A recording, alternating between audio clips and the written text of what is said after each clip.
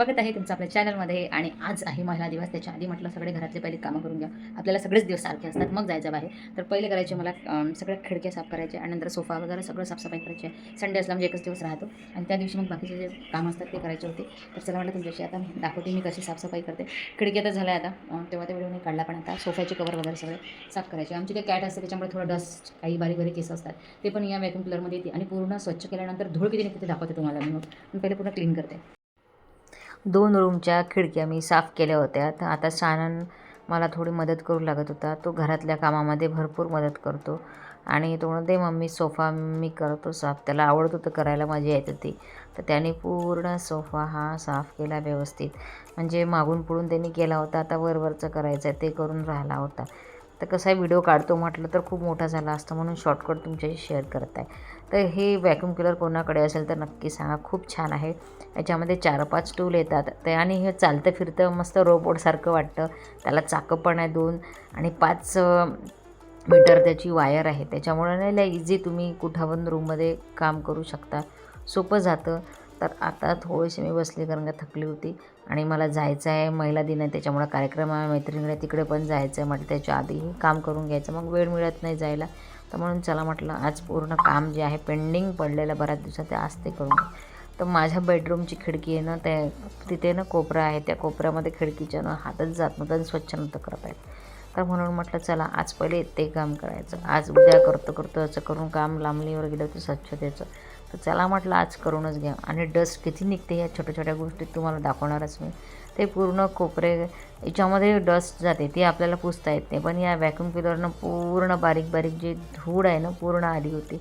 आणि सगळं माझे जे पेंडिंग कामं होते ना ते पण हळूहळू मला करायचे आहे. आता उन्हाळा लागत आहे त्यामुळे स्वेटर ब्लँकेट आहे ते पण मला सगळे अंदर ठेवायचे होते. तर ते कामं तर करायचेच होते, पण पहिले मेन काम हे होतं म्हणून चला म्हटलं आज हे करून घ्या. नवीन घरात यायला मला तसे 3 महिने झाले, तरी पण बघा डस्ट तर होतंच. तुम्ही कितीही काही करा पण वरच्यावर साफ केलं तरी होतं. तर मग इथे थोडे थोडे बारीक बारीक केस जे असतात ते खूप दिसत नाही, ते पण याने पूर्ण निघून जाते.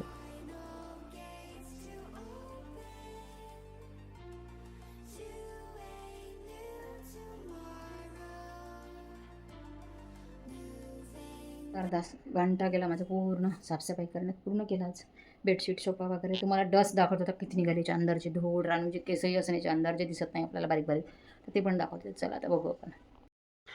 तर बघा आता मी पूर्ण हे खोललं आणि याच्या अंदर धूळ बघाल ना तुम्ही, इतकी निघाली. त्याच्यामुळे मी बाहेर आली आणि बाहेर टाकत होती धूळ, नाही तर घरात पूर्ण धूळ झालीच ती. बघा हा एवढा बारीक कचरा आपण कितीही साफ केला ना कपड्याने तरी निघत नाही, पण व्हॅक्यूम क्लीनरने काय होते एकदम बारीक जे कण असतात धूळचे ते पण याच्यात ओढून येतात. बघा किती निघाला आहे. तर हे दिसत नाही एवढा धूळ झाला. आणि वरच्यावर जरी मी करत राहते, जर आपण केलंच नाही तर किती धूळ झाला असता. आणि किती म्हणजे खूप दिवसाचं माझं आज उद्या करता करता आजचा दिवस निघाला आणि बघा किती धूळ निघाली. तर हे तरी मी डीप क्लिनिंग केलं नाही, थोडंच केलं जसं जमेल तसं, कारण मला जायचं होतं त्याच्याने. आणि हे बघा ही अशी मशीन आहे आणि खूप मस्त आहे, वापरायला पण इझी आहे. याच्यात जसं तुम्हाला सांगितलं 2-3 येते. सोफा साफ करायचं, ते गादी साफ करायचं, पूर्ण खिडक्या साफ करायचं, असे वेगवेगळे टूल्स आहेत. तर आता माझी तयारी चालू होती जायची. महिला दिन आहे आणि किटी पण आहे मैत्रिणीच्या घरी, त्याच्यामुळं कोणची साडी घालावं एवढ्या साड्या असून हाच प्रश्न नेहमीच पडतो. तर चला आज क्रीम कलरची साडी घालायची होती, बाहेर खूप ऊन होती त्याच्यामुळं लाईट कलर हा उन्हीमध्ये एकदम बेस्ट राहतो. तर चला माझी झाली आता तयारी, पटकन झाली माझी तयारी आणि आता निघायचं आहे. सगळे वाट बघत असेल कारण का आज सगळ्यांना लेट होणार होतं, संडे असल्यामुळे सगळ्यांना लेटच होतं. किती म्हटलं तरी आता आम्ही सगळे आलो आणि एक दोन जण नाही आले होते. तर चला बऱ्याच जणांना कामं राहते, त्यानिमित्त काय ना आम्ही एकत्र येतो, आमचा एन्जॉय करतो. ही जॉब करते त्याच्यामुळे हिला ना 1-1.5 घंट्याची सुट्टी घेऊन आली होती, त्याच्यामुळे चला आली सही तेच खूप महत्त्वाचं आहे. आणि सगळ्याजणी मस्त आम्ही नटून थटून आलो. आज महिला दिवस आहे म्हणून चला म्हटलं, नाही तर असंच येतो खिटी असली जास्त आहे. आणि सगळ्यांनी साड्या घालायचं कंपल्सरी होतं, तर त्याच्यामुळे आम्ही सगळ्यांनी साड्या घातल्या होत्या. आणि उन्हाळ्याचा लाईट कलर मला जास्त आवडतो, तर इथे आम्ही छान रील केल्या महिला. आमच्या सगळ्यांची डिश बघा, पकोडे. हां ते वर्किंग वुमन आहे म्हणून पटपट जेवणार आहे ना. हां तिला भूक लंच टाईम झाला तिचा. पनीरची भाजी, पकोडे, कढी, मसाले भात, पुरी. जेव दीपाली बरोबर. माझा उपवास आहे. कायचा उपवास? ताईकडे मला मसाले भातच द्या. चला आमचे जेवण झालं, मस्त नाश्ता झाला, सगळं झालं. आमचा वुमन डे पण मस्त झाला आहे ना. सगळ्यांना पुन्हा एकदा हॅपी वुमन्स डे. तर चला आता जातो घराकडे, टाइम झाला आहे. याचे घर इथे, माझं घर दूर आहे. चलो. हां, मी इथे राहत होती रेंटनं, पहिले इथे भाड्यानं राहत होती मी. इथे हे जे दिसत आहे ना तुम्हाला डबल मजली बिल्डिंग, इथे भाड्यानं राहत होती. त्याच्यामुळे सगळ्या मैत्री माझ्या इथल्याच आहे. 10-12 वर्ष झाले आहे ना ताई.